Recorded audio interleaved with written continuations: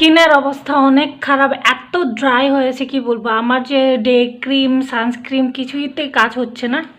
এখন গরিব হয়ে গেছে, নতুন ক্রিম কেনার টাকা নেই। তো ছেলের জনসন যে ক্রিমটা আছে মিল্ক আর কি রিচ ক্রিম, ওইটা এখন অ্যাপ্লাই করব স্কিনে। দেখে বুঝতে পারছেন বোধহয় কীরকম খারাপ অবস্থা এবং ড্রাই হয়ে আছে। চান করার পরে কিন্তু স্কিনটা ভীষণ টানে, এবং ইভেন শুধু মুখের কথা বলছি না, হাত পাও ভীষণ টানে। তো শরীরের জন্য আমি ইউজ করি, মানে বডির জন্য বডি অয়েল অলিভ অ্যালিন, এটা অনেক ভালো। ইভেন শুধু আমি না, আমার হাজব্যান্ডও এটা ইউজ করে। তো লোশনে আর কাজ দেয় না আমাদের, যেটা আমরা ভ্যাসলিন বডি লোশনটা ইউজ করতাম, ওইটা আর কাজে দিচ্ছে না, তাই এটা ইউজ করছি। ইউজ করে ভালোই ফল পাচ্ছি, মানে বেশ স্কিনটা গ্লোয়িং লাগছে দেওয়ার পরে। তো তেমন স্কিন কেয়ার তো করি না, যেগুলো সামনে পাই ওইগুলোই করি। মানে আমার কোনো ঠিক ঠিকানা নেই, আমার যেটা ভাল লাগে, যখন যেটা ভাল লাগে ওইটাই ইউজ করি। দীর্ঘ প্রচেষ্টার পরে ছেলেকে আধ ঘন্টা না 40-45 মিনিট পরে কোনোরকম ঘুম পাড়িয়েছি। অ্যাকচুয়ালি আমাকে একটু বেরোতে হবে, আমার একটু কাজ আছে বাইরে। এই যে আমার পুত্রধন,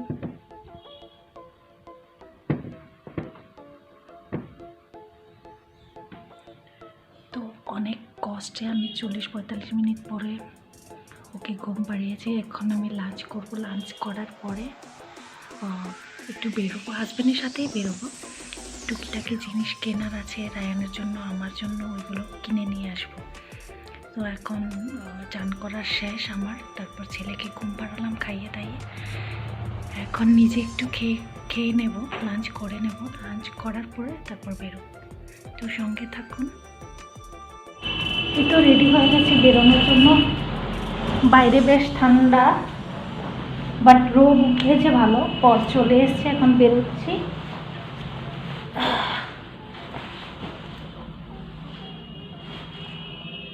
কাল থেকে আমাদের এখানে ভীষণ ঠান্ডা পড়েছে। তো সঙ্গে থাকুন, বেরোচ্ছি এখন।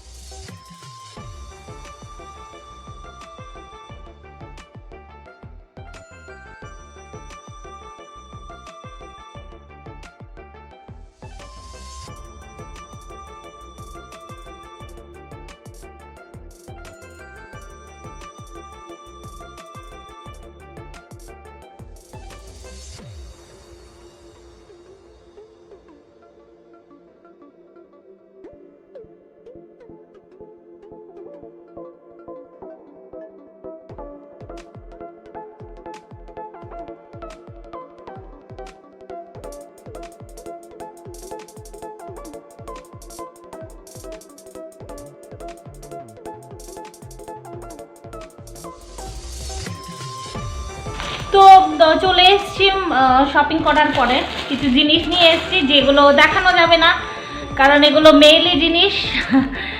তো এগুলো আর শেয়ার করছি না কি এনেছি।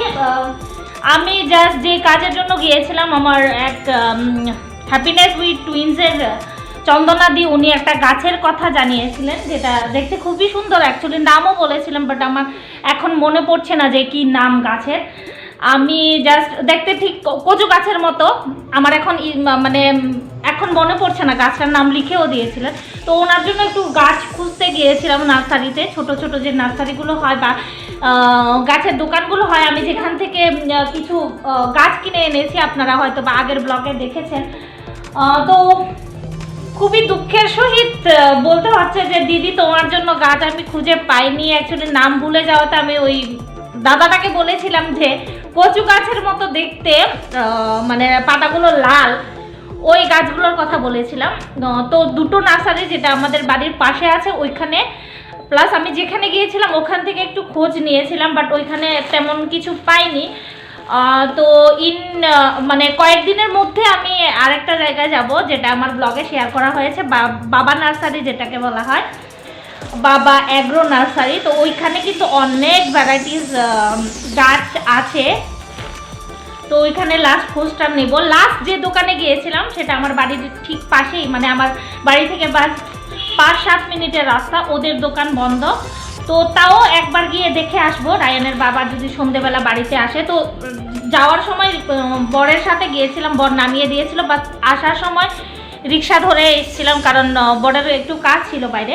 তো আমার যেহেতু কয়েকটা গাছ আছে, যেহেতু আমি চাষবাস শুরু করে দিয়েছি একটু একটু, তো ওইটার জন্য একটু জৈব সার না, অ্যাকচুয়ালি ন্যাচারাল সারই বলতে পারেন এগুলোকে। জানি না কি কি দিয়ে তৈরি এই সারগুলো। এটার যে নার্সারিতে আমি গিয়েছিলাম ওইখান থেকে আনা আর কি, 50 টাকা প্যাকেট। বলেছে যে ও দাদাটা বলেছে যে গাছের গোড়ায় দিলে নাকি গাছগুলো তাড়াতাড়ি বড় হয়, প্লাস ফলন ভালো হয়, তাই জন্য এটা আনা। দেখি আজকে ইউজ করে দেখব। তো এই ছিল আজকের আমার সারাদিনের ব্লগ। ছেলেটাও ঘুম থেকে উঠে গেছে, আর আপনাদের সাথে আর বকবক করছি না, এখানে আমার ব্লগটি শেষ করছি। সবাই ভালো থাকবেন, সুস্থ থাকবেন, হাসি খুশিতে থাকবেন। Thank you.